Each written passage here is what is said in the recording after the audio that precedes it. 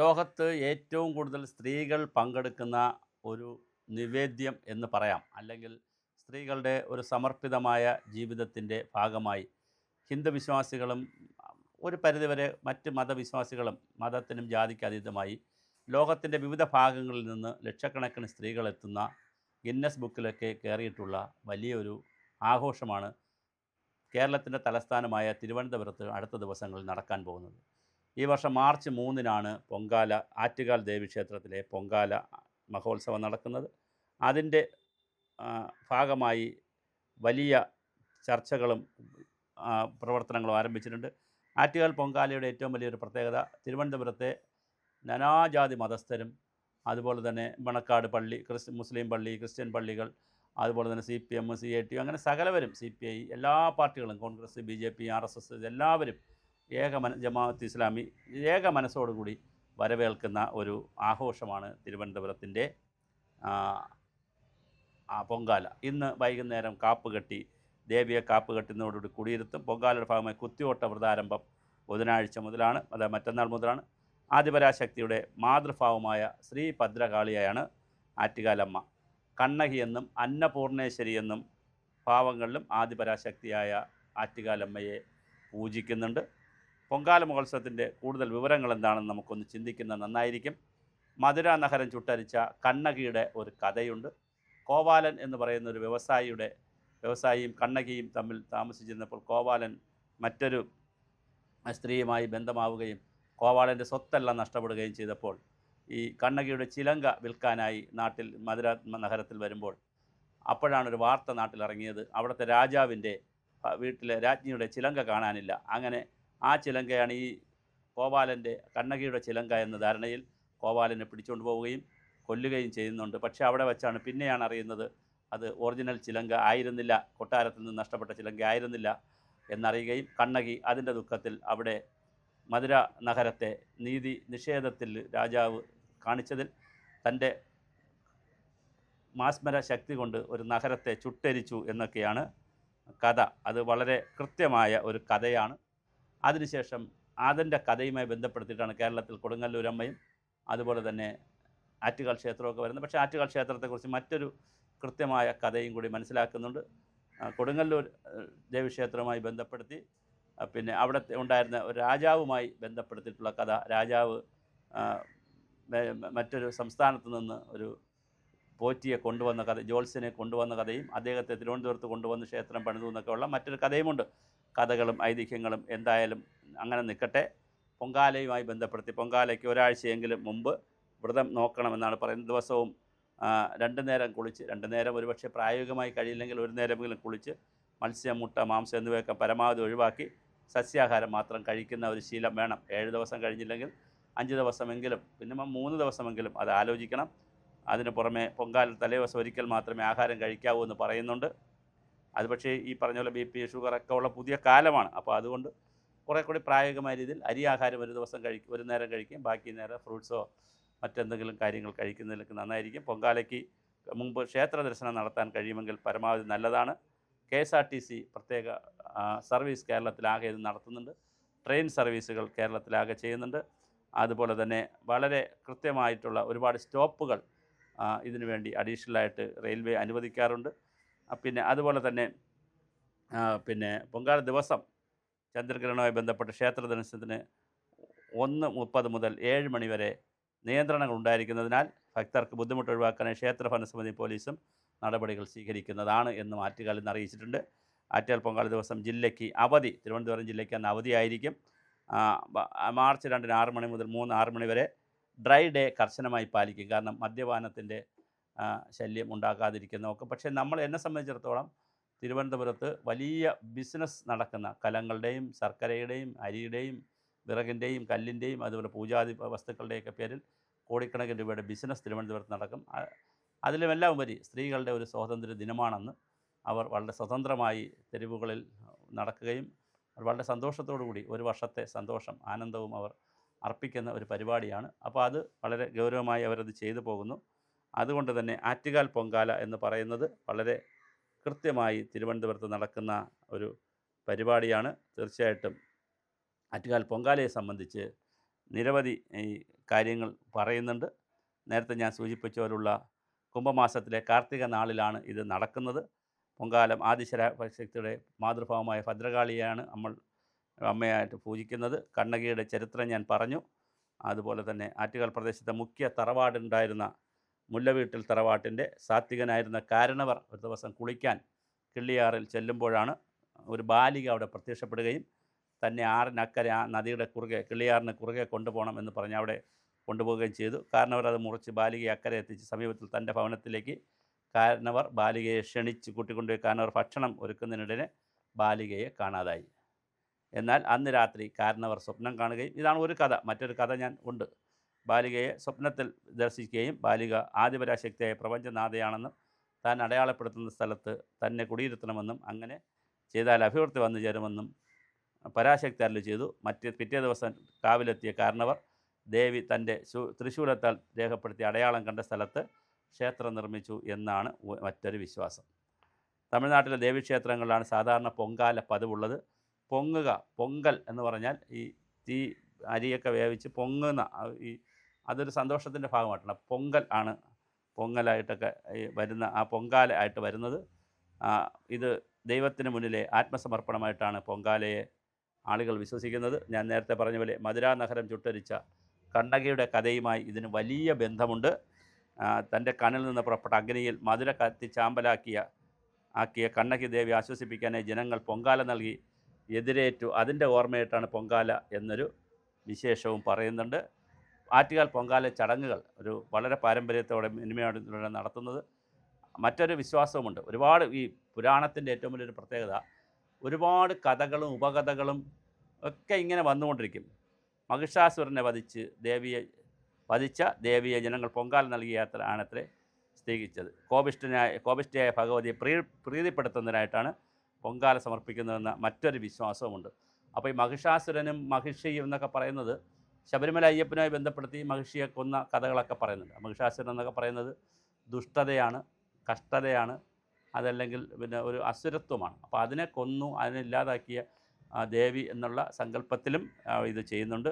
അതുപോലെ തന്നെ പാർവതി ദേവി ഒറ്റക്കാലിൽ നിന്ന് തപസ് ചെയ്തതിൻ്റെ കഥയും പൊങ്കാലാഘോഷത്തോടൊപ്പം വിശ്വാസികൾ ചേർത്ത് വായിക്കുന്നുണ്ട്. മഹിഷാസുരമർദ്ദിനിയായ ദുർഗയുടെ തൽസ്വരൂപമാണ് ഭക്തർക്ക് ആറ്റുകാൽ ഭഗവതി. കലിയുഗത്തിൽ ദുഷ്ടനിഗ്രഹത്തിലുള്ള അവതാരമായും ഭഗവതിയെ ആളുകൾ കണ്ടു വണങ്ങുന്നുണ്ട്. അപ്പോൾ പല തരത്തിലുള്ള കഥകൾ, അതാണ് ഹിന്ദു മതത്തിൻ്റെ അല്ലെങ്കിൽ സനാതന ധർമ്മത്തിൻ്റെ ഏറ്റവും വലിയ ഒരു സൗന്ദര്യം. അതാണ് നമുക്കിഷ്ടമുള്ള രീതിയിൽ ഇതിനെ വ്യാഖ്യാനിക്കാം. ഇതിനൊരു കറക്റ്റായിട്ടുള്ള ഇന്നതാണെന്ന് പറയേണ്ട കാര്യമില്ല. നമുക്ക് വളരെ പല കഥകളും ഉപകഥകളും പുരാണങ്ങളും ഒക്കെ ആയിട്ട് ഇതിനെ നമുക്ക് വ്യാഖ്യാനിച്ചെടുക്കാൻ പറ്റും. അപ്പോൾ കൃത്യമായ ഒരു വ്യാഖ്യാനത്തിലൂടെയാണ് ഈ കഥകളൊക്കെ പുരോഗമിക്കുന്നത്. അപ്പോൾ ആറ്റുകാൽ ക്ഷേത്രത്തെ സംബന്ധിച്ച് ഞാൻ പറഞ്ഞ 3-4 കഥകളുണ്ട്. ഒന്ന് കണ്ണകി ചരിതമുണ്ട്, ദുർഗയുടെ ചരിതമുണ്ട്, ആദിപരാശക്തി ഭദ്രകാളിയുടെ ചരിതമുണ്ട്, പാർവതി ദേവിയുടെ ചരിതമുണ്ട്, മഹിഷാസുരനെ വധിച്ച ദേവിയുടെ കോപം തീർക്കാൻ ചെയ്ത കഥകളുണ്ട്. അപ്പോൾ പല കഥകളിൽ പിന്നെ ചെങ്കുട്ടാൻ എന്ന് പറയുന്ന രാജാവിൻ്റെ കാലത്ത്, കൊടുങ്ങല്ലൂരിലെ ചെങ്കുട്ടാൻ രാജാവിൻ്റെ കാലത്ത് കൊണ്ടുവന്ന ആദിവാസികളുടെ ചില പരിപാടികളെ ബന്ധപ്പെടുത്തിയിട്ടുള്ള ചില കഥകളും ഉണ്ട്. ആദിവാസികളുടെ ഊരിൽ പോയി അവിടെ നിന്ന് കണ്ട ജോത്സ്യനെ വിളിച്ച് നാട്ടിൽ കൊണ്ടുവന്നു, അദ്ദേഹത്തിന് തിരുവനന്തപുരത്ത് വന്നു എന്നൊക്കെ പറയുന്ന കഥകളും, അങ്ങനെ പല തരത്തിലുള്ള കഥകളാണ് പറയുന്നത്. എന്തായാലും പൊങ്കാലയെ സംബന്ധിച്ച് എല്ലാ ജനങ്ങളും, ആറ്റുകാൽ പൊങ്കാലയെ സംബന്ധിച്ച് എല്ലാവരും, സകല ജനങ്ങളും പങ്കെടുക്കുന്ന പരിപാടിയാണ്. എല്ലാ വർഷവും മന്ത്രിയാണ്, തിരുവനന്തപുരത്തുള്ള മന്ത്രിമാരും ദേവസ്വം മന്ത്രിമാരൊക്കെയാണ് മീറ്റിങ്ങിൽ പലപ്പോഴും പങ്കെടുക്കുന്നത്. ഇപ്രാവശ്യം തിരഞ്ഞെടുപ്പുള്ളത് കൊണ്ടായിരിക്കാം മുഖ്യമന്ത്രി നേരിട്ട് പൊങ്കാലയുടെ കാര്യങ്ങളൊക്കെ വിളിച്ചിരിക്കുന്നു. പൊങ്കാലയുടെ തയ്യാറെടുപ്പ് കളക്ടർക്ക് അതിനകത്ത് നല്ല ചുമതലയുണ്ട്. എന്തായാലും ഇന്നിപ്പോൾ 23 അടുത്ത ഒരു 10 ദിവസക്കാലം പൊങ്കാല വരെ വലിയ ഉത്സവമാണ് നടക്കുന്നത്. മാത്രമല്ല വഴിയോരങ്ങളിലെല്ലാം വീടാന്തരങ്ങളും സ്ഥാപനങ്ങൾ, ക്ഷേത്രങ്ങൾ, മറ്റ് അനുബന്ധ ആരാധനാലയങ്ങൾ എല്ലാ മതക്കാർ കേന്ദ്രീകരിച്ചുകൊണ്ട് ജനങ്ങൾക്ക് ഭക്ഷണം കൊടുക്കുക, വെള്ളം കൊടുക്കുക, ലക്ഷക്കണക്കിന് രൂപയുടെ ബിസിനസ് ആണ്. ഫ്രീ ആയിട്ട് ഭക്ഷണം കൊടുക്കുന്നു, ദാഹനീര് കൊടുക്കും. അങ്ങനെ വളരെ വലിയ ഒരാഘോഷമാണ് തിരുവനന്തപുരത്ത് നടക്കുന്നത്. ഇത് ചരിത്രത്തിൽ തന്നെ പോകുന്ന ഒരാഘോഷമാണ്. ഒരുപക്ഷെ എനിക്ക് തോന്നുന്നു കേരളത്തിൽ ഇത് കഴിഞ്ഞാൽ പിന്നെ ചക്കുളത്ത് കാവിലാണ് ഏറ്റവും കൂടുതൽ പൊങ്കാല നടക്കുന്നത്. മറ്റ് ക്ഷേത്രങ്ങളിലും പൊങ്കാലയുണ്ട്, പക്ഷേ എങ്കിലും ഏറ്റവും കൂടുതൽ സ്ത്രീകൾ മാത്രം പങ്കെടുക്കുന്ന ഒരു മഹോത്സവമാണിത്. അതിനകത്ത് ഞാനീ പറഞ്ഞ പോലെ സ്ത്രീകളുടെ ഒരു ആത്മസമർപ്പണത്തിൻ്റെ ഒരു സന്തോഷത്തിൻ്റെ ദിവസമാണെന്ന് ഇപ്പോഴൊരു കണ്ടുവരുന്നൊരു പുതിയ ട്രെൻഡ്. നേരിട്ട് ആറ്റുകാൽ ക്ഷേത്രത്തിൽ പോയി ആരും കൂടുതൽ ആളുകളും പൊങ്കാല ഇടുന്നതിന് പകരമായി വീടുകളിൽ ഇപ്പോൾ കിലോമീറ്ററുകളോളം ഇപ്പോൾ പൊങ്കാല ആറ്റുകാലിരിക്കുന്നത് മണക്കാട് എന്ന് പറയുന്ന സ്ഥലത്താണ്. തിരുവനന്തപുരത്ത് ഈസ്റ്റ് കോട്ടയിൽ നിന്നും കിഴക്കേക്കോട്ടയിൽ നിന്നും കുറേ ദൂരെയാണ്, 2-4 കിലോമീറ്റർ ദൂരെയാണ്. അവിടെ നിന്ന് തുടങ്ങി പല ദിശകളിലേക്ക് കരമന, കിള്ളിപ്പാലം, ആ ഭാഗത്തേക്ക് പോകും. ബാലരാം അങ്ങോട്ട് പ്രാവച്ചമ്പലം വരെയുള്ള അല്ലെങ്കിൽ പാപ്പനംകോട് ആ ഭാഗത്തേക്ക് പോകും. തിരിച്ച് ഇങ്ങോട്ട് വരുമ്പോൾ ഇത് മണ്ണന്തല വരെയൊക്കെ നീളുന്ന, ഉള്ളൂർ വരെ നീളുന്ന, തിരിച്ച് കവടിയാർ മുതൽ പേരൂർക്കര വരെ നീളുന്ന ആളുകളുടെ വീടുകളിലും ഇപ്പോൾ പൊങ്കാലയിട്ട് തുടങ്ങിയിട്ടുണ്ട്. വീടുകളിൽ പൊങ്കാലയിടുന്നതാണ് കൂടുതൽ ഐശ്വര്യം എന്നൊരു ചിന്തയും മനുഷ്യർക്ക് വന്നു തുടങ്ങിയിട്ടുണ്ട്. എല്ലാവരും ഇടിച്ച് ആറ്റുകാൽ ക്ഷേത്രത്തിൽ പോകേണ്ട കാര്യമില്ല. വീട്ടിൽ പൊങ്കാല, വീട്ടിൻ്റെ നടയിലുള്ള റോഡിൽ അല്ലെങ്കിൽ മുറ്റത്ത് പൊങ്കാല ഇട്ടാലും അതും വളരെ സന്തോഷകരമായ ഒരു കാര്യമായിട്ടാണ് ഇപ്പോൾ ആളുകൾ കാണുന്നത്. എന്തായാലും പൊങ്കാല ഇടുന്നു എന്നുള്ളത് ഒരു ആത്മസമർപ്പണത്തിൻ്റെ, ഒരു സന്തോഷത്തിൻ്റെ ദിവസമായിട്ടാണ് കാണുന്നത്. സ്ത്രീകളെ സംബന്ധിച്ചിടത്തോളം മറ്റ് ജില്ലകളിൽ നിന്നും സംസ്ഥാനത്തിൻ്റെയും രാജ്യത്തിൻ്റെ വിവിധ ഭാഗങ്ങളിൽ നിന്ന് വരുന്നവർ, അവർക്കിതൊരു ആഘോഷം കൂടെയാണ്. തിരുവനന്തപുരത്ത് പോകാം, ഈ പരിപാടികളിൽ പങ്കെടുക്കാം.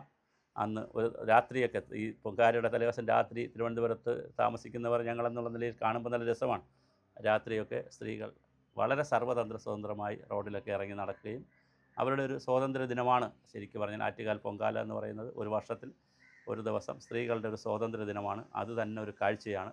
ഒരു പർട്ടിക്കുലർ സമയം കഴിഞ്ഞാൽ പുരുഷന്മാരെ ഒന്നും അങ്ങോട്ട് വിടുകയല്ല. പിന്നെ ഈ പൊങ്കാലിടാൻ കൊണ്ടുപോകുന്ന, വീട്ടിൽ കൂട്ടിന് കൊണ്ടുപോകുന്ന വാഹനങ്ങളൊക്കെ വിടും എന്നുള്ളതല്ലാതെ മറ്റൊരു വാഹനത്തെ പോലും ആ ഭാഗത്തേക്ക് വിടത്തില്ല. വളരെ കർശനമായ രീതി പൊങ്കാല നടക്കുന്ന, വളരെ സുരക്ഷിതമായിട്ട് രീതിയിലാണ് പൊങ്കാല നടക്കുന്നത് എല്ലാ വർഷവും. ഈ വർഷം ഇപ്പോൾ 1:30 മണിക്കാണ് മുതൽ ഗ്രഹണത്തിൻ്റെ 7 മണിയുടെ ഗ്രഹണത്തിൻ്റെ സമയമുള്ളതുകൊണ്ട് സാധാരണ ചിലപ്പോൾ 2 മണി 3 മണിയൊക്കെ ആകും ഇതിൻ്റെ ഈ നിവേദ്യം നടത്താൻ, നേദിക്കാൻ. പക്ഷേ ഇതിപ്പോൾ കുറച്ചുകൂടി നേരത്തെ നടക്കാൻ സാധ്യതയുണ്ട്. എന്തായാലും വളരെ മനോഹരമായ ഒരു പൊങ്കാലയാണ്. എത്രയോ നൂറ്റാണ്ടുകളായി, വർഷങ്ങളായി ആചരിക്കുന്ന ഒരു രീതിയാണ്. ആളുകളെ സംബന്ധിച്ച് ഞാനിതിൻ്റെ മറ്റെല്ലാം മാറ്റിവെക്കും. സാമ്പത്തിക നേട്ടവും അന്ന് സമൂഹത്തിനുണ്ടാകുന്ന മാർക്കറ്റിങ്ങും അവിടെ നടക്കുന്ന വിപണനവും അതുണ്ടാക്കുന്നൊരു സാമ്പത്തിക ക്രമവും ഒക്കെ മാറ്റിവെച്ചാൽ മനുഷ്യന് സന്തോഷം കിട്ടുന്ന ഒരു കാര്യം, പ്രത്യേകിച്ച് സ്ത്രീകൾക്ക് സന്തോഷം കിട്ടുന്ന അവരുടെ ആനന്ദം, ഒരു വർഷത്തിലൊരു ദിവസം അവർക്ക് അങ്ങനെ ഒരു സന്തോഷം കിട്ടുകയാണെങ്കിൽ അവരത് ചെയ്യട്ടെ. അതിൻ്റെ ന്യായാന്യായങ്ങളും അതിൻ്റെ മിത്ത് എന്താണ്, അതിൻ്റെ ഐതിഹ്യം എന്താണെന്നൊന്നും നമ്മൾ അന്വേഷിക്കേണ്ട കാര്യമില്ല. വർഷത്തിലൊരു ദിവസം 4-5 ദിവസം അവരുടെ മനസ്സും ശരീരമൊക്കെ സമ്പൂർണ്ണമായി ദേവിയിൽ അർപ്പിച്ച്, അല്ലെങ്കിൽ പിന്നെ ആദിപരാശക്തിയിലോ അല്ലെങ്കിൽ ഈ പ്രപഞ്ചശക്തികളിൽ അർപ്പിച്ച് വളരെ ഭക്തിപൂർവ്വം അവർ ചെയ്യുന്ന ഈ പ്രോസസ്സിനെ നമ്മൾ എതിർക്കേണ്ട കാര്യമില്ല. അത് സന്തോഷത്തിനാണ്. മനുഷ്യൻ ഈ ഭൂമിയിൽ വന്നത് ആനന്ദത്തിനും സന്തോഷത്തിനും വേണ്ടി മാത്രമാണ്. അങ്ങനെ ആനന്ദം കിട്ടാനും സന്തോഷം കിട്ടാനും വേണ്ടി മനുഷ്യൻ ചെയ്യുന്ന ഓരോ പ്രവൃത്തിയുടെയും, കുറച്ച് കിടന്ന് ഉറങ്ങിയാൽ നല്ല ആനന്ദം കിട്ടും, കുറച്ച് മുഖം ഒന്ന് കഴുകിയാൽ ചിലപ്പോൾ സന്തോഷം കിട്ടും, ഒന്ന് കുളിച്ചാൽ സന്തോഷം കിട്ടും, ചിലപ്പോൾ ഒരു യാത്ര നടത്തിയാൽ സന്തോഷം കിട്ടും, ചിലപ്പോൾ ഒന്ന് എന്തെങ്കിലും മധുര പലഹാരം കഴിച്ചാൽ സന്തോഷം കിട്ടും, ചിലപ്പോൾ ഒരു പൊങ്കാലയിട്ട, എന്താണോ മനുഷ്യന് ആനന്ദം കിട്ടുന്നത് അത് വളരെ പോസിറ്റീവായിട്ടുള്ള, അല്ലെങ്കിൽ മറ്റൊരാളിന് ഉപദ്രവമില്ലാത്ത, മറ്റൊരു സമൂഹത്തിന് ഉപദ്രവമില്ലാത്ത വളരെ പോസിറ്റീവായിട്ടുള്ള ഒരു ആനന്ദം കിട്ടുന്ന കാര്യങ്ങൾ മനുഷ്യൻ ആത്മനിർവൃതിക്ക്, പ്രത്യേകിച്ച് മനസ്സിൻ്റെ ഒരു ജീവൻ്റെയും ആത്മാവിൻ്റെയൊക്കെ ഒരു ആത്മനിർവൃതി കൂടെയാണ് ഇത്. അതിനുവേണ്ടി ആളുകൾ ഇറങ്ങിപ്പുറപ്പെടുമ്പോൾ അവരെ നമ്മൾ കളിയാക്കി അവരെ മോശപ്പെടുത്തേണ്ട കാര്യമില്ല. താല്പര്യമുള്ളവരാണ് ചെയ്യുന്നത്, താല്പര്യമില്ലാത്തവർ ചെയ്യേണ്ട. പിന്നെ അന്ന് പല ആളുകളും പറയുന്നത് കേൾക്കാൻ, ട്രാഫിക് ജാം ഉണ്ടാകുന്നു, അന്തരീക്ഷത്തിന് പുക വരുന്നു, ഇങ്ങനെയൊക്കെയുള്ള കുറേ വർത്തമാനങ്ങൾ പറയും. ഇതൊന്നും ഒരു കാര്യമില്ല. കാരണം ആളുകളെ സംബന്ധിച്ചിടത്തോളം ജനലക്ഷങ്ങൾ ആ വീട്ടിലിരിക്കുന്നതിന് പകരം റോഡിലിറങ്ങി അവർ ഈ പ്രവർത്തനത്തിൽ പങ്കെടുക്കുമ്പോൾ റോഡും അവർക്കും കൂടെ അവകാശപ്പെട്ടതല്ലേ, വീട് മാത്രമല്ലല്ലോ അവകാശപ്പെട്ടത്. അപ്പോൾ ബാക്കി ഉള്ളവർ സഹിക്കേണ്ടി വരില്ലേ എന്നൊരു ചോദ്യമുണ്ട്. ഒരു ന്യൂനപക്ഷത്തിന് അന്നേ ദിവസം അവരുടെ മൊബിലിറ്റി, ഇപ്പോൾ പുരുഷന്മാരുടെ ആയാലും മറ്റ് മൊബിലിറ്റിയുടെ പ്രശ്നങ്ങൾ, പക്ഷേ അത് അങ്ങനെയല്ലേ കഴിയുള്ളൂ. ഒരു സമൂഹത്തിൽ നമുക്ക് അങ്ങനെയല്ലേ കഴിയുകയുള്ളൂ.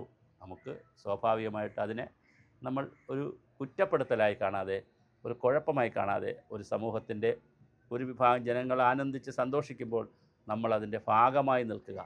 ഇപ്പോൾ ഒരു ക്രിസ്മസ് കരോൾ കാണുമ്പോൾ നമ്മൾ ചിലപ്പോൾ കരോളിൽ പങ്കെടുക്കുന്നില്ലായിരിക്കാം, പക്ഷേ അത് കാണുമ്പോൾ അത് നടത്തുന്നവർക്കൊരു സപ്പോർട്ട് കൊടുത്ത് നടക്കട്ടെ. തിരിച്ചിപ്പുറത്ത് പൊങ്കാലയിടുമ്പോൾ അവരുടെ സപ്പോർട്ടും, പള്ളിയിൽ ഒരു മുസ്ലിം പള്ളിയിലെ ഒരു ഘോഷയാത്ര പോകുന്നു, അല്ലെങ്കിൽ ഒരു പരിപാടി നടക്കുമ്പോൾ അവിടെയും, ഇപ്പോൾ പിന്നെ ഭീമാ പള്ളിയിലൊക്കെ ഉത്സവം നടക്കാറുണ്ട്. ഉത്സവങ്ങൾ നടക്കുമ്പോൾ സ്വാഭാവികമായിട്ട് അതിനെ സന്തോഷത്തോടു കൂടി ആനന്ദത്തോടു കൂടി കാണുകയും, ബക്രീദും പെരുന്നാളും വലിയ പെരുന്നാളും ചെറിയ പെരുന്നാളും വലിയ ആഘോഷങ്ങളാണ് മുസ്ലിംസിനെ സംബന്ധിച്ച്. ഈ ആഘോഷങ്ങളിൽ നമ്മളൊക്കെ നേരിട്ട് പങ്കെടുത്തില്ലെങ്കിലും മനസ്സുകൊണ്ട് അതിനെ സപ്പോർട്ട് ചെയ്യുക, അങ്ങനെ എല്ലാവരും സന്തോഷത്തോടെയും ആനന്ദത്തോടെയും കഴിയുന്ന ഒരു സമൂഹമാണ് എല്ലാവരും ആഗ്രഹിക്കുന്നത്. അപ്പോൾ അതുകൊണ്ട് ഇത് ചെറിയ ചെറിയ തടസ്സങ്ങൾ അല്ലാതെ തന്നെ നമുക്ക് എന്തെല്ലാം തടസ്സങ്ങളും കുഴപ്പങ്ങളും മനുഷ്യന് വരുന്നു, അതെല്ലാം ഇത്തരത്തിലുള്ള വലിയ വലിയ സംഗമങ്ങൾ നടക്കുമ്പോൾ അത് നമുക്ക് മനസ്സിലാവുന്നതാണ്.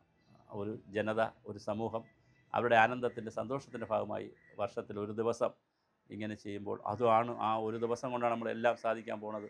അല്ലെങ്കിൽ അന്നെന്തോ നമുക്ക് പറ്റിപ്പോകും. കാരണം സ്കൂളും കോളേജുകളിൽ അവധിയായിരിക്കും, ഓഫീസുകൾ അവധിയായിരിക്കും, മദ്യഷാപ്പുകൾ അവധിയായിരിക്കും. എല്ലാ സംവിധാനവും, അതായത് മനുഷ്യർക്ക് വലിയ ബുദ്ധിമുട്ടുണ്ടാക്കാത്ത രീതിയിലാണ് സർക്കാർ തന്നെ ഇതിനെ പ്രൊമോട്ട് ചെയ്യുന്നത്. കാരണം മറ്റൊന്നുകൊണ്ടല്ല, ഒരു വലിയ സമൂഹം ഇതിനകത്ത്, പിന്നെ ട്രാൻസ്പോർട്ടിന് കിട്ടുന്ന ലാഭം, റെയിൽവേക്ക് കിട്ടുന്ന പൈസ, ഫ്ലൈറ്റിന് കിട്ടുന്ന, അങ്ങനെ ഒരു വലിയ ബിസിനസ് പരിപാടിയൊക്കെ നടക്കുന്ന സാമൂഹികവും രാഷ്ട്രീയവും സാമ്പത്തികവും ആത്മീയവുമായിട്ടുള്ള ഒരുപാട് തലങ്ങളുള്ളതാണ് ഈ ഉത്സവങ്ങളൊക്കെ. അതിൽ വളരെ പ്രധാനപ്പെട്ട തിരുവനന്തപുരത്ത് നടക്കുന്ന ഒരു ഉത്സവമാണ് ആറ്റുകാൽ ഉത്സവം. അതിൻ്റെ ചരിത്രവും ഐതിഹ്യവും അതിൻ്റെ സമകാലിക പ്രാധാന്യമാണ് ഞാൻ പറയാൻ ശ്രമിച്ചത്. ഇത് മനസ്സിലാക്കുക. പുതിയ തലമുറയും ഇത്തരം കാര്യങ്ങളിൽ നമ്മുടെ മനുഷ്യ ജീവിതത്തിൽ നാം മുന്നോട്ട് പോകുമ്പോൾ ഭൗതികമായ നേട്ടങ്ങളോടൊപ്പം തന്നെ എല്ലാ ഭൗതിക നേട്ടങ്ങളും നമുക്ക് നിലനിർത്തുവാനും പുതിയവ നേടുവാനുമുള്ള ഒരു ആത്മസമർപ്പണമായിട്ടാണ് ഇത്തരം കാര്യങ്ങളെ ഒരു ജനത കാണുന്നത്. അത് നമുക്ക് ഉൾക്കൊണ്ടില്ലെങ്കിലും അതിനെ നിഷേധിക്കാതിരിക്കാം.